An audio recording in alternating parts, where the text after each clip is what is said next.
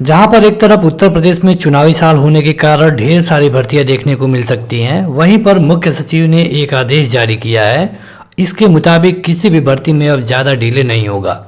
इसमें UP SSSC और UP PSC, इसके अलावा यूपी के सभी बोर्डों की भर्तियां प्रभावित होगी।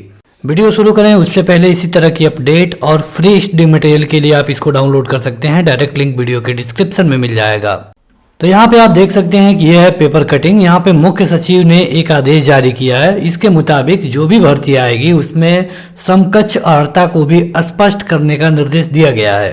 देखिए, पहले क्या होता था कि अगर किसी भी विभाग में कोई भर्ती आती थी तो वो विभाग सीधे सरकार को अपनी भर्ती के बारे में बता देता था।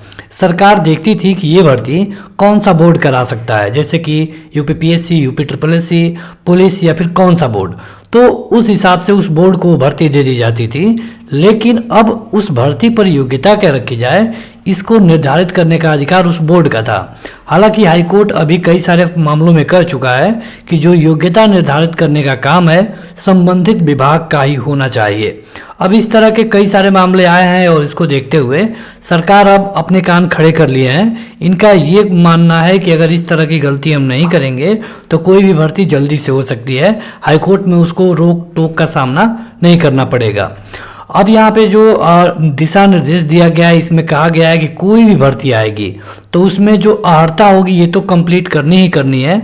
इसके अलावा समकक्ष अर्हता के बारे में भी जरूर बताना होगा।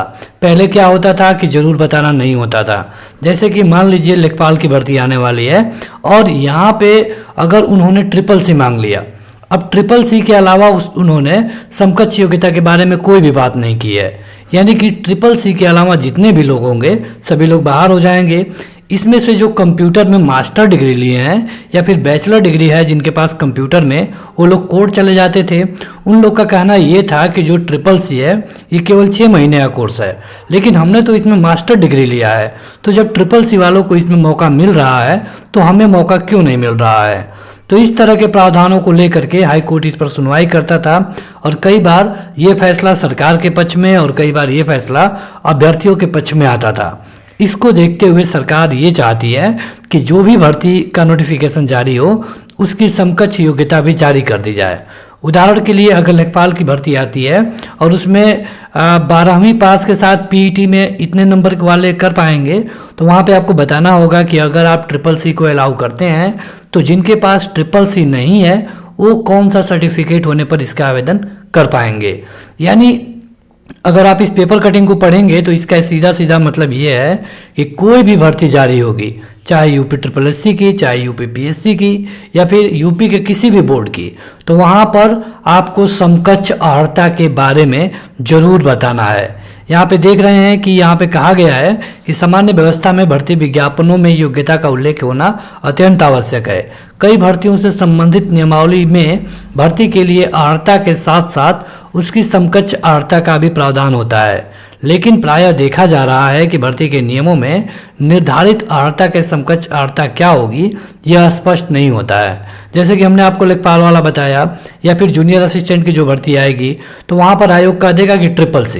अब जिनके पास कंप्यूटर में डिप्लोमा है, मास्टर डिग्री है, वो तो कोर्ट चले जाएंगे कि 6 महीने वालों को आप अलाउ कर रहे हैं और जिन लोगों ने 3 साल पढ़ाई की कंप्यूटर में उनको आप अलाउ ही नहीं कर रहे हैं। इसका साफ साफ मतलब है कि आप भर्ती को कराना नहीं, फंसाना चाहते हैं।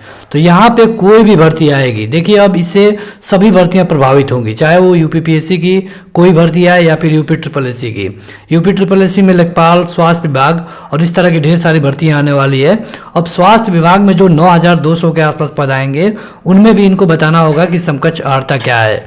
यानी कि उसमें हो सकता है कि ANM को मांगा जाए, लेकिन बोर्ड को ये भी बताना पड़ेगा कि ANM के साथ साथ जिनके पास ANM नहीं है उनके पास कौन सी डिग्री होगी तो उसका आवेदन कर सकते हैं। तो ये एक बड़ी अपडेट है। अगर ये लागू हो जाती है तो आप ये मानिए कि जब कोई गड़बड़ी ही नहीं रहेगी तो कोर्ट में उसे चैलेंज नहीं किया जाएगा और आसानी से जो भर्ती 5 साल 2 साल में होती थी वो भर्ती अगर कोर्ट में नहीं जाती है तो जल्दी देखने को मिल सकती है।